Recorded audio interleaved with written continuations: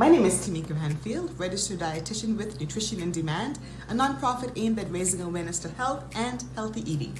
Today, I would love to talk to you about some nutrients that we recommend to boost immune health. Second to the protocols put in place by the Ministry of Health, I do believe that having a strong immune system is our best defense against COVID-19.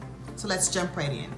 The nutrients that we recommend to help with boosting your immune system would be vitamins A, vitamins D, vitamins E, vitamin C, protein, and zinc.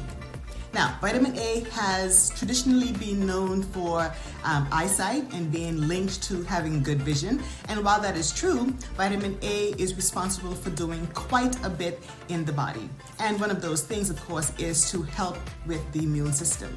So where do we find vitamin A? Well, vitamin A is found in lots of foods. There are some animal foods that we can find vitamin A in. Things like the liver, beef liver. Is very high, is a very good source of vitamin A. We also find it in full fat milk and dairy products. Now, why do we say full fat products? Well, because vitamin A is what we consider a fat soluble vitamin. That means that it dissolves in fat, yes, but it also means that that vitamin is better absorbed when it's eaten with a fat.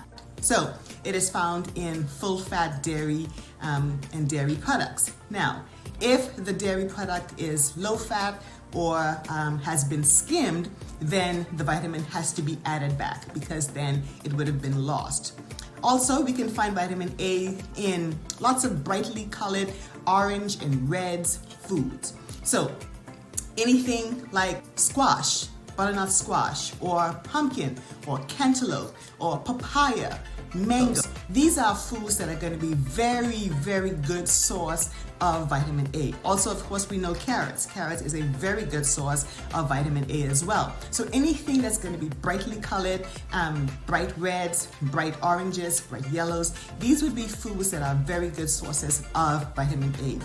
Then let's move on to vitamin D.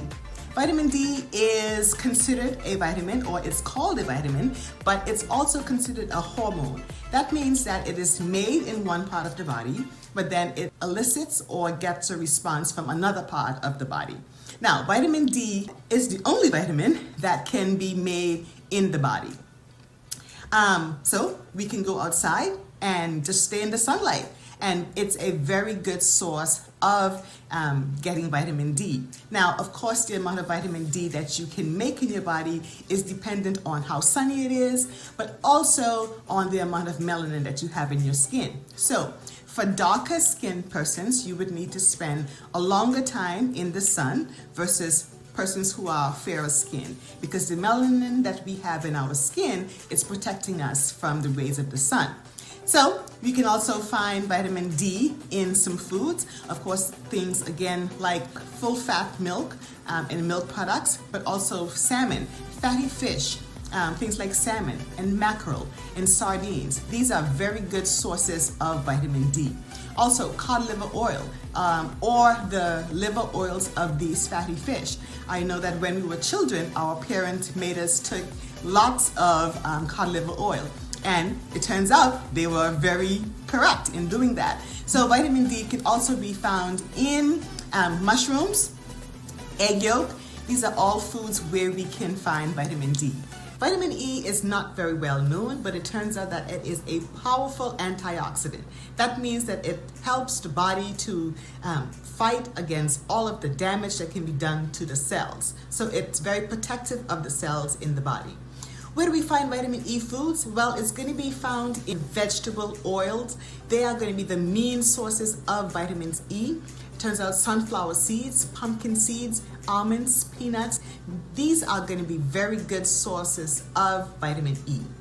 Vitamin C is the nutrient most associated with good immune health. And yes, it is, but it also helps with lots of other things in the body as well. So where do we find vitamin C? I know we normally think of oranges, and rightly so. Oranges are a very good source of vitamin C, but there are also other foods that are higher in vitamin C than oranges. So things like red bell peppers are going to be excellent sources of the vitamin.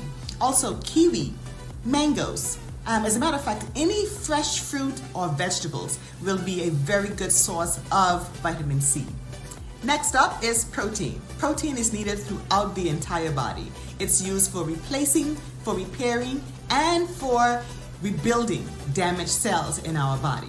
So where can we find protein? Well, of course, we're going to be looking at animal foods. So anything that's considered animal food would be considered a very good source of protein. So lean poultry, chicken breast or turkey, lean fish, or as well as some lean red meat would be a good source of protein. Now, if you are vegetarian, then you would of course be considering plant protein instead of animal foods. So things like beans, nuts, and seeds, they're going to be very good sources of protein. Quinoa, peanut butter, all of these are considered very good plant protein. Zinc is considered a trace mineral because the body uses it in very small amounts, but it has great benefits in helping to boost our immune system. So zinc is found in usually high protein foods, so lean protein, lean fish, but also it turns out that one of the best sources of zinc is shellfish, especially oysters. These are the best sources of zinc. Hopefully you have enjoyed these tips, and for more information, please contact us on telephone number 333-2009.